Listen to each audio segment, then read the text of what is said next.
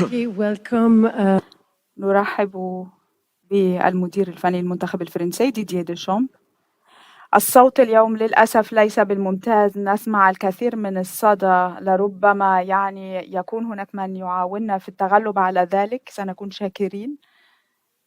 بالنسبة للمصورين والمصورات، شكرا للتوقف من تلقاء نفسكم بعد 5 دقائق كما اعتدنا، وسندخل في مرحلة الأسئلة والأجوبة مباشرة. سنفتح المجال لذلك رجاء ألا تنسوا ذكر اللغة التي ستطرحون بها السؤال. شكرا.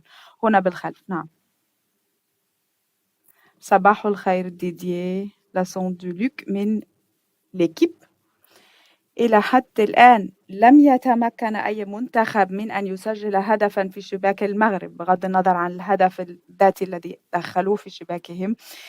ما هو تفسيرك؟ هل عندكم حل؟ نتمنى أن نجد حلا، ولكن أي نعم هذا حقيقي. كانوا أقوياء جدا على صعيد الدفاع، وما من خصم تمكن ما من أن يجد حلا لذلك، أن يصل إلى شباكهم. هم ليسوا فقط جيدين بالدفاع، لأنهم ماذا وإلا لما كانوا سيتسنى لهم أن يصلوا إلى النصف النهائي، ولكن هم دافعوا أكثر من أي أحد كان.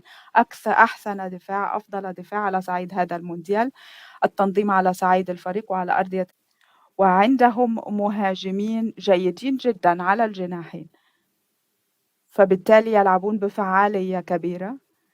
عندما يقومون ببناء الهجمات، بصناعة الهجمات، كنا نشاهد المباريات، شاهدت أنا شخصيا جميع المباريات للمنتخب المغربي، ودونا احتفظنا ببعض النقاط المفتاحية التي رصدناها في هذه المباريات، وسنسعى لأن نخترق دفاعهم ونتمكن من أن نسجل الأهداف. صباح الخير ديدييه. انفو سبور بلس كانال، كل منافسة طبعا مختلفة عن الأخرى، ولكن هل ترى قواسم مشتركة ما بين هذا المنتخب والمنتخب الذي كان موجودا قبل 4 سنوات، وما هي الفوارق؟ حسنا، أنت تعرفني جيدا وتعرف أنني لا أحب أن أعقد المقارنات ما بين المنتخبات على مدار السنين. طبعا هناك قواسم مشتركة، هناك مواضع تشابه متمثلة في أننا نصل إلى النصف النهائي كما وصلنا قبل 4 سنوات. بعض اللاعبين كانوا موجودين وقتها، البعض جدد. بما أننا وصلنا إلى النصف النهائي فهذا يعني أن هناك سمة شيء قمنا به بالطريقة الصحيحة. لا أقول أننا قمنا بكل شيء بالطريقة المثالية، ولكن كنا موفقين في بعض الأشياء على صعيد الدفاع، على صعيد الهجوم، على صعيد تسجيل الأهداف، اقتناص الأهداف. وعندما تعترض طريقنا بعض الصعوبات نتمكن من تجاوزها. عندنا روح فريق عالية جدا من الناحية المعنوية، وأبرزنا أننا على الاستعداد من أن نتغلب على التحديات، والآن نحن بصدد مباراة أخرى مهمة. صباح الخير لو باريزيان. هل فاجأك الفريق؟ أم أنك كنت تعرف أنهم بمستوى جيد بما يكفي لكي يصلوا إلى هذه المرحلة؟ لا، لست متفاجئا، ولكن كان يتعين علي أن أوقع الاختيار على اللاعبين. أنا شاهدتهم من يوم ليوم يتعايشون مع بعضهم البعض، ولكن في نهاية المقام النتيجة هي كل شيء، النتيجة هي الفيصل. وبعض اللاعبين لم يكن عندهم نصيب كاف من التجربة والخبرة على المستوى الدولي، وبالتالي لا نعرف طبعا كيف ستكون ردة فعلهم إزاء هذا الضغط، التنافس، المشاعر التي لربما تجرفهم.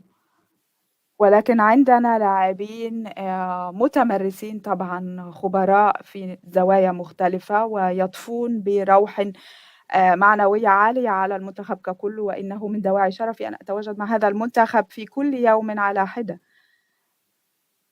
هذا إلى جانب الكادر الفني، ونحن معا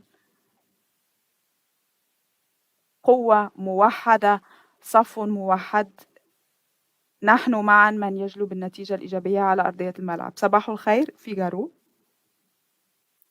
ما الذي تعتقد وليد ركراكي الذي كان موجودًا معنا في المؤتمر الصحفي قبل قليل يقوم به مع المنتخب، هو قال أنه لا يأبه كثيرًا بالبيانات بمعدلات استحواذ الكرة التي لربما متدنية بالمقارنة مع المنتخبات الأخرى. أنا لا أريد أن أخسر صديقًا أو أفسد علاقات ما بيني وبين أي شخص بالتعاطي مع هذه المسائل، ولكن وليد عنده طاقم جيد جدًا، والإنجاز الذي أحرزوه كان إنجازًا رائعًا أن يصلوا إلى النصف النهائي، وهذا يبرز أنه كان مدربًا ولا يزال قويًا،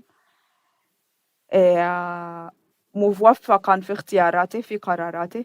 أما فيما يتعلق بالتكنولوجيا، بالبيانات، أصبح هناك كم أكبر بكثير من البيانات مما كان متوفرًا في الماضي عنا وعن الخصم، وليست كل هذه البيانات يتعين وضعها في عين الاعتبار ولا يضعها في عين الاعتبار الجميع. أحيانًا نحصل على مجلدات من البيانات أو بالأحرى بيانات رقمية على الآيفون أو الآيباد، ولكن البيانات ليست دومًا بالمثيرة أو بالمفيدة، لأن المشكلة فيما يتعلق بالإحصاءات هي أنها تقول لك الشيء ونقيضه. بالتالي يتعين أن نحسم نحن مسألة ما نفعل بهذه البيانات، ولكن ليست هذه البيانات كلها بنفس القدر من الأهمية. هناك دومًا حيّز لوقوع الأخطاء في جمع مثل هذه البيانات. بعض البيانات تكون مضللة أيضًا، ولكن هي تعطي مؤشرات، والبيانات أحيانًا تؤكد ما نكون نحن قد رأيناه بأعيننا المجردة.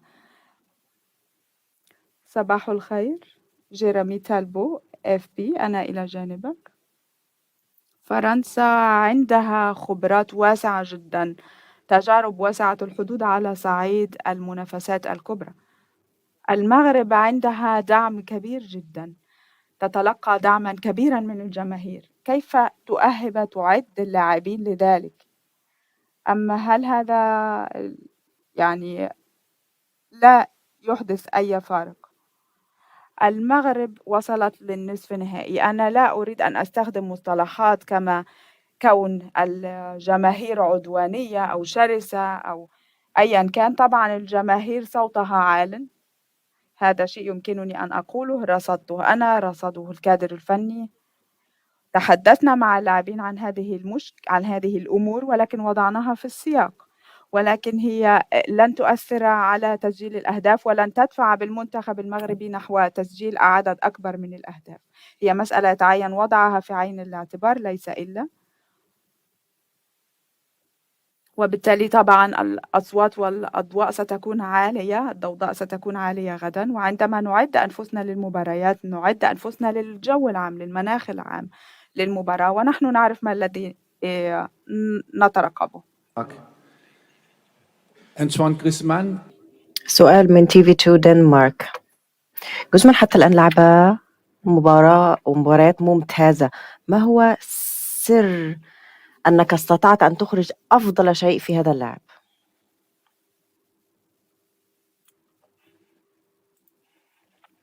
نعم، أنطوان لعب حتى الآن مباريات جيدة جدا، ولكن نحتاجه أيضا أن يكون على نفس المستوى غدا.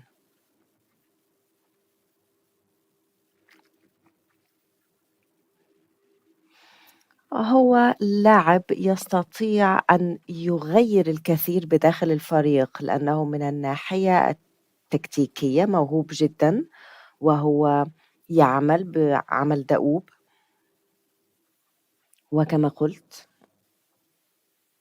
هو يحب الدفاع كما يحب الهجوم، ويحب أيضا صناعة الألعاب، وبالتالي فأعتقد أن مسؤوليته الأساسية ليس فقط أن يصنع الفوز لنا، ولكن أيضا أن يصنع الفرص للآخرين، وبالتالي هو يفكر بمصلحة الفريق دائما ويضعها فوق كل اعتبار.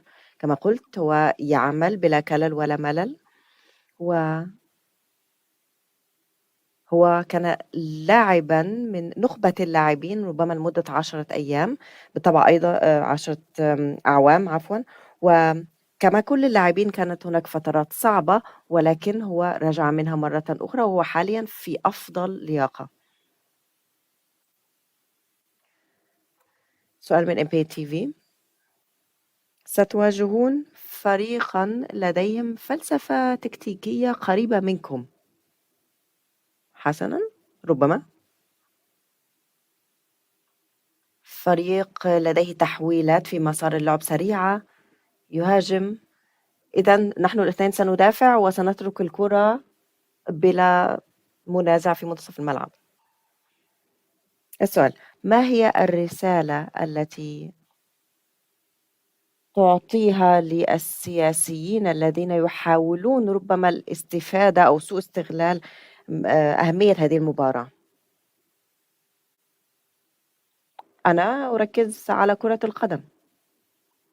أنا لا أغيّر هدفنا وطريقة لعبنا اعتباطًا من مباراة لأخرى. نحن سنحاول أن ننتهز الفرص ونصنعها، نحن سنحاول أن نسدد الأهداف، وبالطبع الفريق الآخر سيحاول ذلك أيضًا، لأن كرة القدم هي عبارة عن فريقين على أرض الملعب. بولندا لم تكن معتادة على أن تستحوذ على الكرة، ولكنها استحوذت على الكرة كثيرًا في المباراة ضدنا، هذا يمكن أن يحدث. نحن سنركز أكثر على الهجمات المرتدة، وأيضًا على التحويل السريع لمجرى اللعب، ولكن الكثير من المنتخبات تقوم بذلك. عندما نستعيد الكرة من الخصم، يمكن بالتالي أيضًا أن نمررها بسرعة، ونستطيع أيضًا أن نخلق فرصة لتسديد هدف. نحن نعرف كيف نقوم بذلك، المغرب تعرف كيف تقوم بذلك، والفريقان لديهما بالطبع أيضًا خطط اللعب التي سيكيفونها أثناء المباراة. فريقي سيحاول أن يستحوذ على الكرة قدر الإمكان، ولكن ليس فقط للاستحواذ لغرض الاستحواذ، ولكن نحن نريد أن نستغل هذا الاستحواذ لكي نصنع الفرص لأنفسنا ونضيق على الخصم. وبالنسبة للرسائل للسياسيين، ليس لدي أي رسالة للسياسيات والسياسيين. أعتقد نحن كمدراء فنيين علينا أن نركز على المباراة غدًا، وطبعًا هناك تاريخ لكلتا البلدين، هناك الكثير من العواطف الجياشة، ولكن أنا مدرب وأنا أعرف دوري واللاعبين كذلك. هنا على اليسار. بونجور ديدي. مارسيلو كويش. أنا أجلس في الخلف. من تيلي جروبو برازيل. هنا. فرنسا بالفعل لعبت في نصف نهائي كأس العالم الذي فزتم فيه بالطبع في 2018. إيطاليا في الثلاثينات، برازيل في الستينات، وأنتم استطعتم أو هم استطاع رفع الكأس مرتين وأنتم تودون ذلك أيضًا. فماذا بشأن ذلك؟ أعتقد أننا حتى الآن استطعنا أن نصل إلى نصف النهائي، هذا إنجاز بالنسبة لنا، ولكن الأمر ليس سرًا. الأمر هو عبارة عن مزيج من عوامل مختلفة تتداخل لكي تؤدي إلى النجاح. يجب أن يكون لدينا لاعبين مميزين. لا يمكن أن ندخل كأس العالم بدون لاعبين متفوقين، وأيضًا هناك بعض العوامل الأخرى، روح الفريق.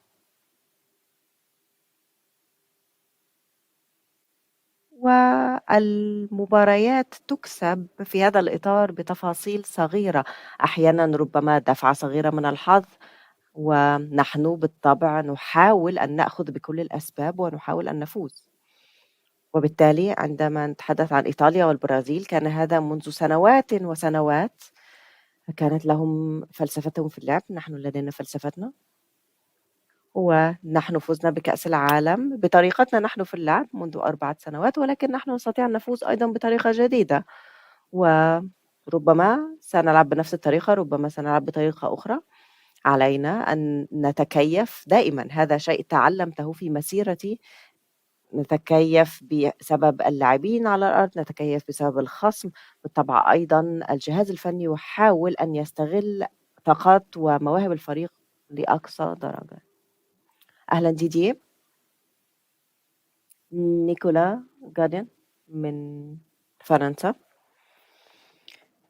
لديك الكثير من مدافعي الوسط وأنت اخترت رافائيل فاران وميكانو. هل تعتقد أن ميكانو سيستطيع أن يسيطر على مشاعره أكثر قليلًا بالمقارنة بالمرات السابقة؟ رافائيل فاران لم يلعب في المباراة الأولى، هذا صحيح، هو الآن رجع ويلعب جيدًا، وأتمنى أن وأعتقد أن ميكانو كان لديه مشكلة مع صموده النفسي، وهذا حال دون أن يكون هو اللاعب الذي يستطيع أن يكون بكل هذه الموهبة.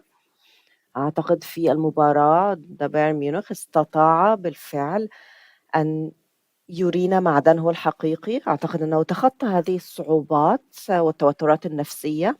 هو الآن يشعر بالثقة على أرض الملعب ويؤدي بطريقة أفضل. أعتقد أن هذا ساعده أيضا لاستفادة من طاقته ومواهبه. لياقته البدنية عالية، هو جيد جدا في اعتراض الكرة وجيد جدا في التمريرات، وأحيانا يعني تأخذه الحماسة ويأخذه الطموح عندما يقوم بالتمريرات، ولكنه يستمع إلى النصائح ويطبقها. ومن الجميل أن نراه سعيدا ومرتاحا في الوقت الحالي. هناك بعض اللاعبين ربما انطوائيين أكثر، خجولين أكثر، ربما هو كذلك، وهم يحتاجون إلى بعض الوقت لكي يزدهروا. وأنا مقتنع